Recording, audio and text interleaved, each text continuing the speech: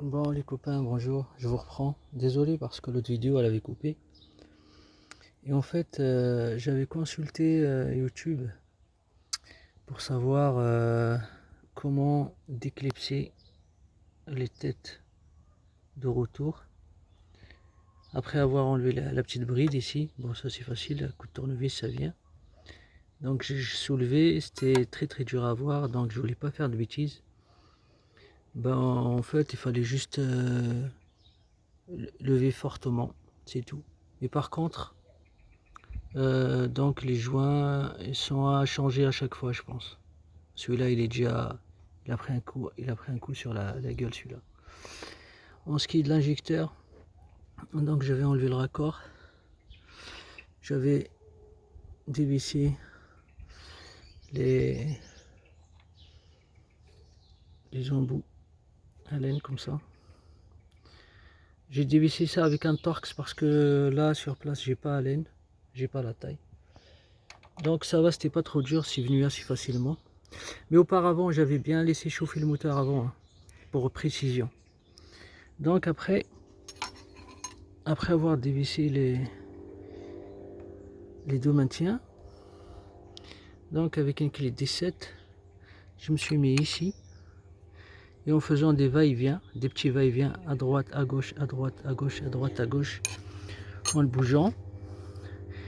Et une fois que c'était bien, que ça bougeait bien, j'ai mis la clé plate ici et avec un gros tournevis comme celui-là. Donc j'ai fait levier par en dessous. Je fais levier par en dessous et voilà, elle est en train de venir. Regardez, je l'ai presque envoyé. Voilà, là elle est sortie. Par contre, elle était bien dégueulasse. Vous voyez, elle est bien dégueulasse.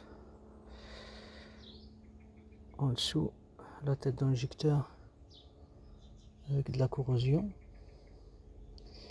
Donc voilà, il n'y a plus qu'à faire les autres, nettoyer tout ça. Je vais commander les rondelles par feu et remonter tout ça. En fait, voilà, celui-là c'était le plus gros souci, c'était celui-là qui fuyait. Mais tant que j'y suis, je vais faire les autres aussi. Donc voilà les amis, je vous reprendrai prochainement pour une autre vidéo. Pour le remontage peut-être. Après le remontage c'est le sens inverse de ce que je vous ai montré tout à l'heure, puis c'est tout. Voilà quoi. Bon, n'hésitez pas à mettre un petit coup de pouce, des commentaires, des retours d'expérience de votre part si vous avez déjà fait ça là-dessus. Bon, voilà, si vous avez déjà eu des galères avec les injecteurs, parce que je sais parfois les injecteurs ils sont très galères. Donc bah, là-dessus je vous dis, bon, j'ai pas eu de soucis. Franchement je redoutais qu'ils viennent parce que je sais que parfois ils sont très récalcitrants à venir. Mais auparavant j'avais laissé chauffer le moteur un bon quart d'heure, peut-être que ça a facilité un petit peu aussi. Donc voilà. Donc bah n'hésitez pas à mettre un petit coup de pouce et à commenter. Bah, à bientôt pour une autre vidéo.